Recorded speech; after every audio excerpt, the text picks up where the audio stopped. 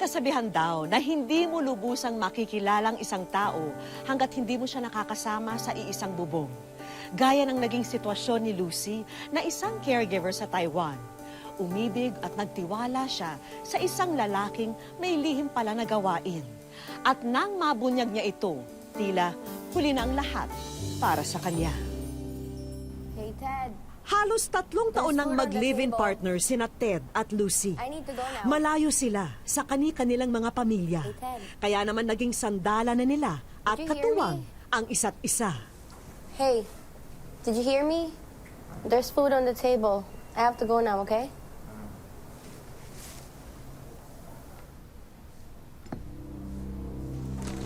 I told you not to touch my vitamins. You're hurting me. Sorry. You were pretty drunk last night. Another party? Yes. Yes, another party. And you know,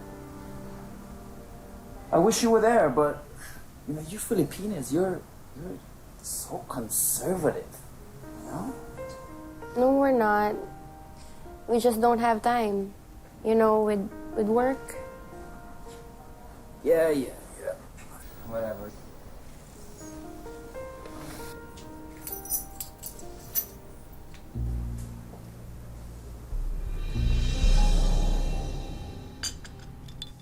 Sigurado ka ba sa nakita mo? Baka naman gamit niya yun sa opisina. Leather strap at saka latigo. Civil engineer si Ted. Saan naman niya gagamitin yun? Ibig sabihin, may fetish si Ted. Mahilig siya sa karinyo brutal. Yung kaya yung dahilan kung bakit nanlalamig siya sa akin itong mga nakaraan? Pwede. Kung yun naman kasi talaga ang sexual preference niya, at ikaw naman hindi. Pero natatakot ako. Hindi ba mali yun? Para sa akin, walang mali doon. Paraan lang yun para mas maging exciting ang buhay niyo mag-asawa. Ay, hindi pa pala kayo kasal. Ayun na nga. Hindi pa kami kasal. Bella, anong gagawin ko? Mahal ko si Ted. Ayoko maghiwalay kami. Kailangan mong pumili, Lucy. Ang Filipina values mo o ang kaligayahan ni Ted. Baka pag hindi mo pa siya pinagbigyan sa gusto niya, hindi ka napakasalan nun. Pwede mo rin siyang iwan anytime. Kung may pagdududa ka. Mahal ko si Ted. Gano'n naman pala. Pwede bumili ka na ng leather straps at kadena.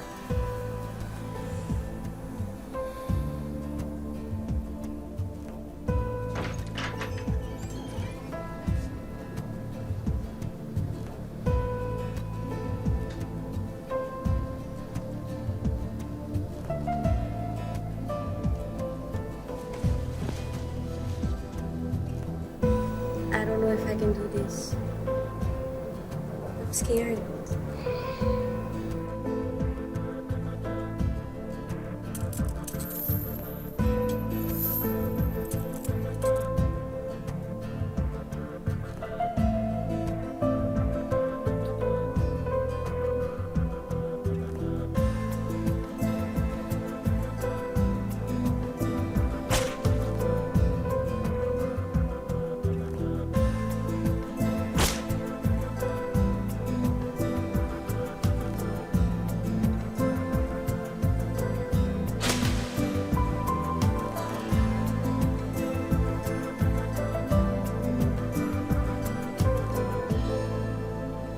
Naging mas masaya na nga ang pagsasama ng magkasintahan matapos pagbigyan ni Lucy ang para sa kanya'y kakaibang hilig ni Ted. At makalipas ang ilang buwan, may bagong yugto sa kwento ng kanilang pag-ibig. Hey! So this. Surprise, surprise. Daya mo, you came early. Come on, sit. Yes, to come home to my lovely, sexy, beautiful wife. But seriously, what's all this about? I mean, it's not our anniversary, is it? Here, have some wine.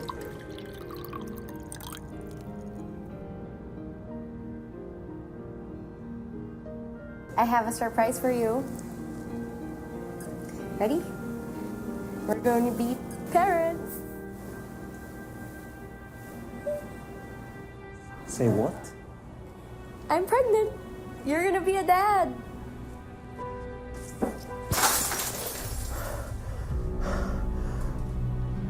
Dad, what's wrong? I want that thing out of our lives. I thought you'd be happy. Happy? Happy? Well, I'm not. I want this thing out as soon as possible.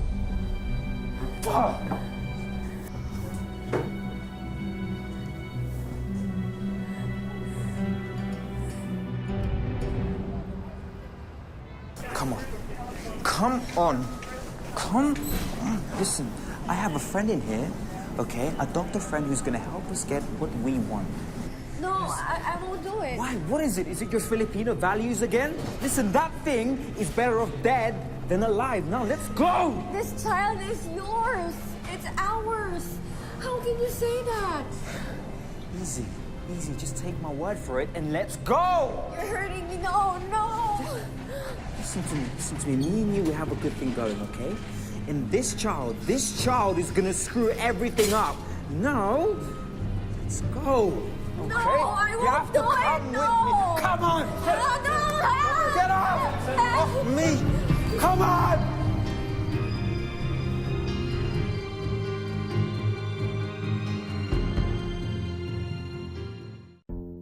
Ronabel Falalim pa.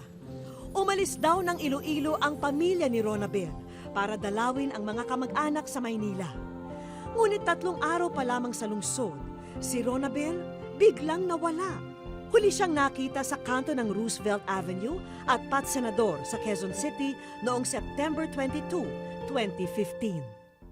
Wish ko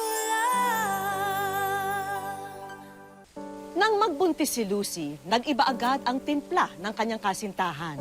Humantong pa sa iskandalo sa ospital dahil sa pilitang pinapalaglag ang bata. Pero nanindigan at kumontra si Lucy para buhayin ang nasa sinapupunan niya. Dahil sa iskandalong ginawa ni Ted, dinala siya ng mga pulis sa presinto. If you're waiting for a thank you for not pressing charges, then you're waiting for nothing. Of course not. I'm just worried about you. Worried. You wanna know how prison was? Prison was terrible. Please, Dad. I just want things to go back the way they were.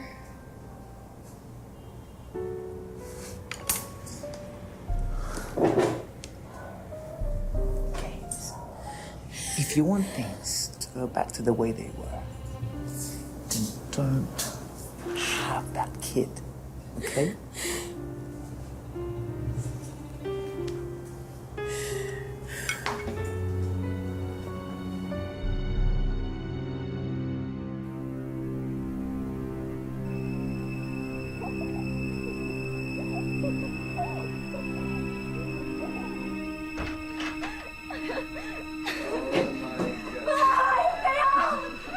Oh!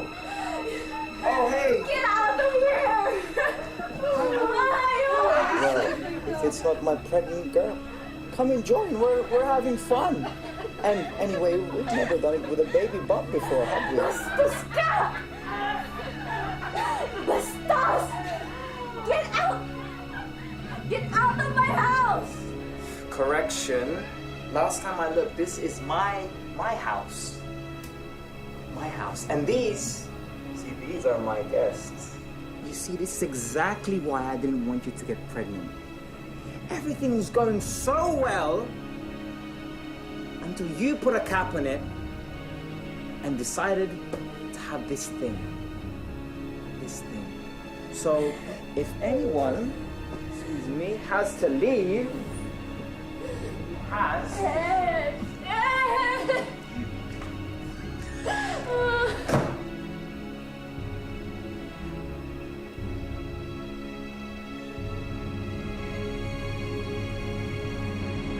Dahil sa pangyayaring yun, napilitang umalis sa kanilang bahay si Lucy at nakitira siya sa kaibigang si Ben. Teka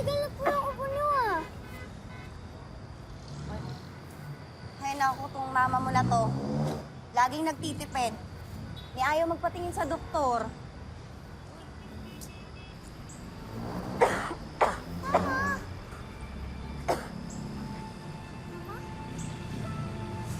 Ay!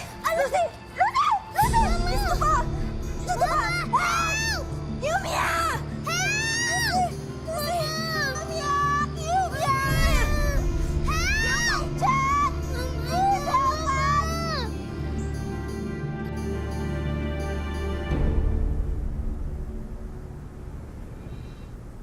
Sheila. Belle. Kumusta ka na, Lucy? Ano nangyari? Nag-collapse ka sa daan, Mari. We were so worried about you. We know why you collapsed. First of all, you have primary complex tuberculosis. Fortunately, it's still on the early stages and it can still be cured. But there's more. May I speak with her privately? Let's go, baby. I am sorry to tell you that you tested positive for HIV. HIV? I'm very sorry, but yes, you are HIV positive.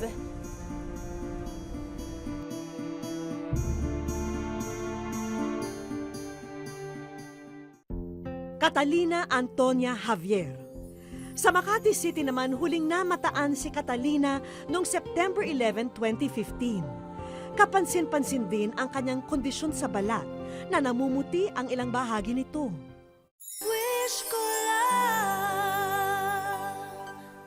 HIV positive daw si Lucy. Ito na marahil ang dahilan kung bakit mabilis siyang manghina at dapuan ng sakit. Batid din niya na kapag hindi ito naagapan, mas lalala at tutuldok ito sa kanyang buhay. May HIV ako! I'm very sorry, but yes, you have. Hindi pwede yun! Hindi pwede yun! Hindi pwede yun! Hindi pwede Guard! Nurse! Please relax, Miss Lucilla. Please hold her down. Nurse! Still the nurse. Hindi pwede yun! Hindi pwede yun!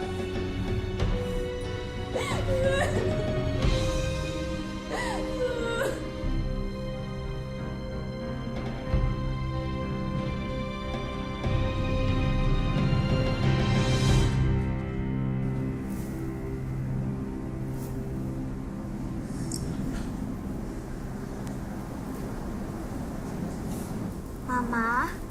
Sheila, asan si Tita Belle mo? Umuwi na po.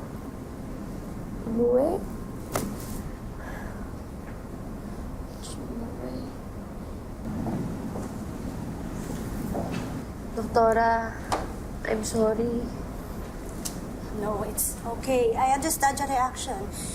And I'm really sorry again. But you will be discharged later, so I really need to talk to you about your condition and your medication. Fortunately, we now have drugs that can suppress the virus. Cannot kill or remove the virus, but it can keep it from spreading.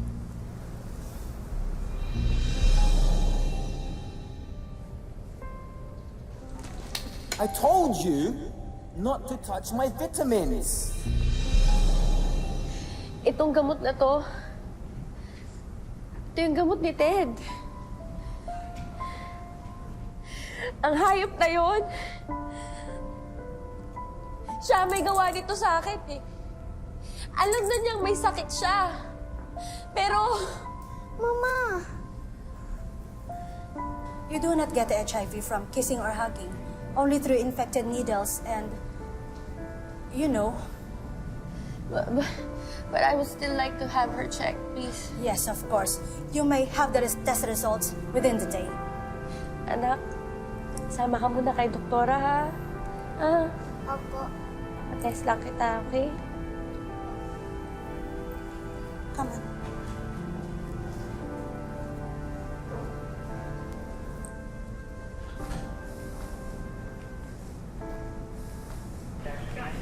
Mel, bakit hindi mo sinasagot?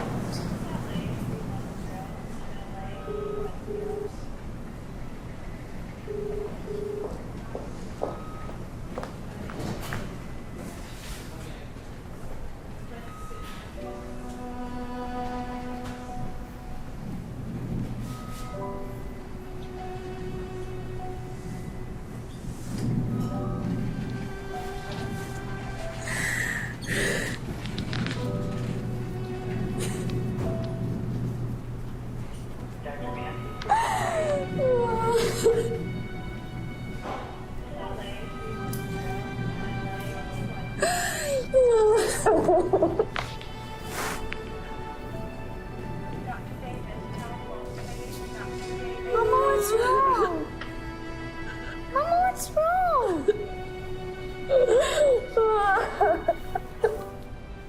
Dahil hindi alam ni Lucy na siya'y may HIV habang nagsasama pa sila noon ng dating kasintahan, pati tuloy sa bata sa kanyang sinapupunan, na ipasa rin niya ang sakit.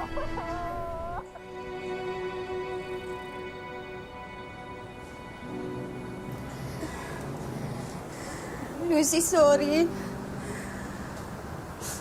Sorry talaga. Pinapalayas mo na kami.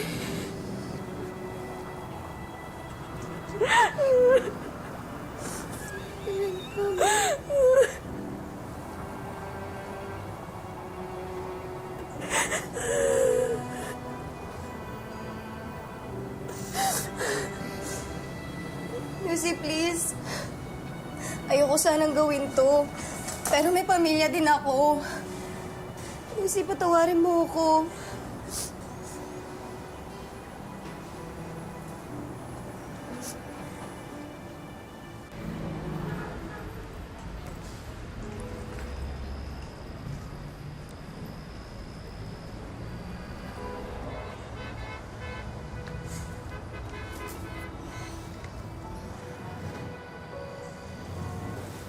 Mama, are we going to die?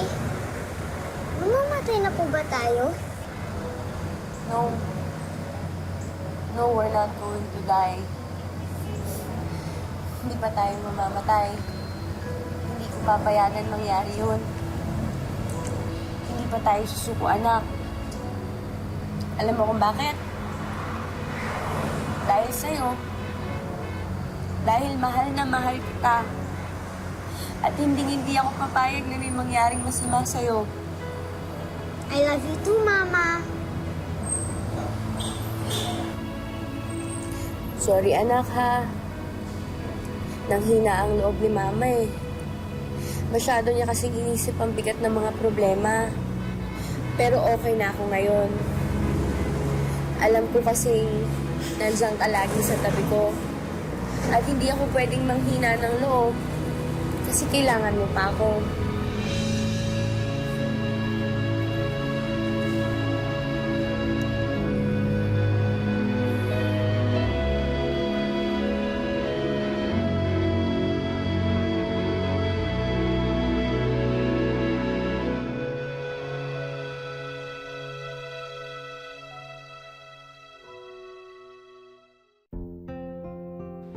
Noon lamang nakaraang Sabado, inilapit ni Vanji sa programang Wish Ko Lang ang kanyang anak na nawawala. Sumama raw ito sa isang kaibigan at may 3 linggo nang hindi umuuwi. Dahil sa tulong na rin ng mga nakakita ng larawang na ipakita sa ating programa, agad natunto ng ina ang nawawalang anak. Hi, Ma'am Vicky Morales. Maraming salamat po sa Wish Ko Lang. Kung hindi po sa programa nyo, hindi ko po makikita at matutunton yung anak ko. Maraming salamat po. Mabuhay po kayo. Wish ko lang. As of January this year, 22 cases na ng HIV ang naitatala. Mas malaki po ito kumpara sa 21 cases per day na naitala noong January of last year. At ngayon po, makakasama natin si Dr. Diwata Ariola para mas maliwanagan tayo tungkol dito. Doc, bakit tumataas? Of course, tumataas po because of the stigma and wala pong kaalaman ang maraming Pilipino about HIV. Doc, meron po kaming kaibigan na ilalapit sana sa inyo. Yung kasi na-transmit niya yung kanyang HIV sa kanyang 8-year-old na anak na babae. Ito ang malungkot na sinapit ng 48 taong gulang na si Lucy. Hindi niya tunay na pangalan. Meron kasi siyang Human Immunodeficiency Virus o HIV na kanyang nakuha mula sa dating asawang banyaga. Sa kasawiang palad, naipasa niya rin ito sa kanyang anak habang nasa sinapupunan pa.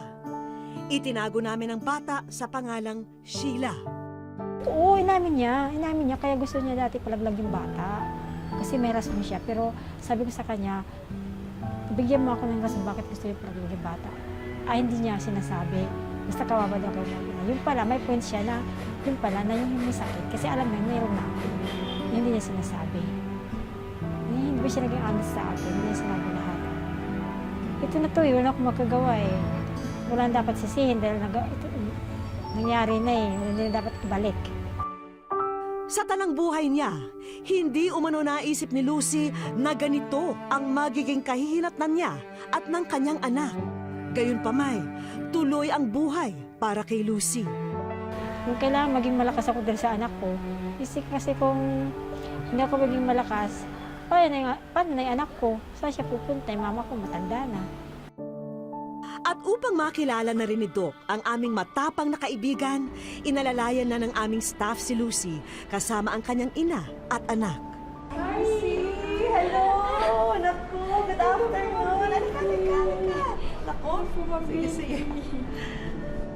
Hirap nang makalakad si Lucy, pero kitang-kita ko sa kanya ang imahe ng isang matibay na ina. Ang ina ni Lucy ang sandigan niya ngayon sa madilim na kabanatang ito ng kanilang buhay.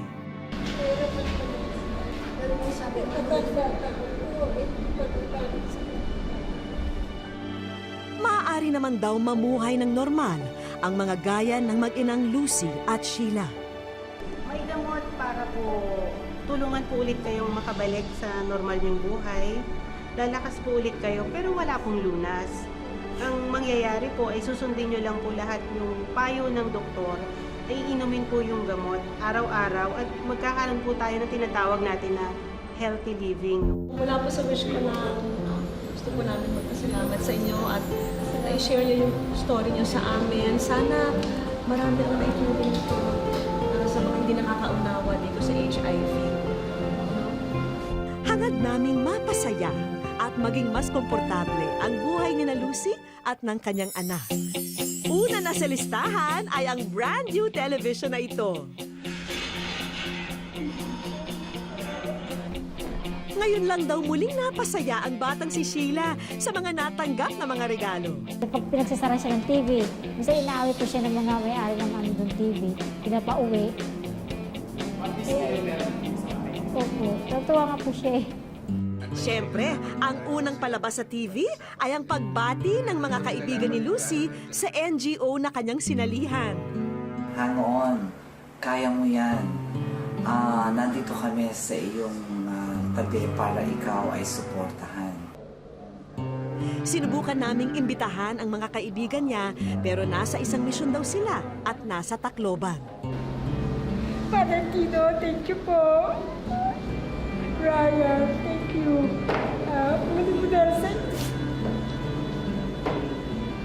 Alam ko po na doon pa niyo po ako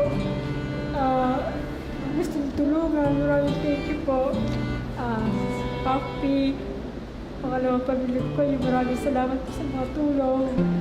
At sa paghabi ng kurtina, aba, bubulaga naman ang iba pang mga sorpresa. Para komportable na kayo. Kasi alam namin hindi kayo komportable sa kanya ngayon. May rollator walker, commode, at higaan din. Komportable po. Ngayon makakatulog po ako ng mahimbing. Dahil po yung higaan ko po, hindi na po matigas. Malambot na po. Kasunod naming pinakilala ang ilan naming kaibigan. Sa ngalan po ng Physio Point Physical Therapy Clinic sa Santa Rosa, kung saan po kayo malapit, ay tulong po namin sa inyo ng physical therapy. para tulungan ko kayo dun sa tamang exercise kung ano po ang gagawin para mapalakas po kayo ulit, maturuan kayo ng makalakad po ulit. Maraming salamat po sa tulong niyo. Sana po pagpalain po kayong bigyan. Ay, sa wish ko lang maraming po salamat sa buong staff, kay Ma'am Vicky. Maraming po salamat sa inyo. Sana po marami pa po kayong taong matulungan. Unti-unti mang ginugupo ng HIV ang katawan ni Lucy. Hindi naman daw kayang tibagin ang kanyang katatagan. Labis na pagmamahal ang nagdulot kay Lucy ng pinakamabigat na hamon sa kanyang buhay. Ngunit sa huli, labis na pagmamahal din sa kanyang anak ang patuloy na nagbibigay sa kanya ng lakas ng loob at determinasyon upang huwag sumuko sa pait ng kapalaran. Ako po muli si Vicky Morales, nagpapasalamat sa inyong walang sawang pagsubaybay dito po sa Wish Ko Lang.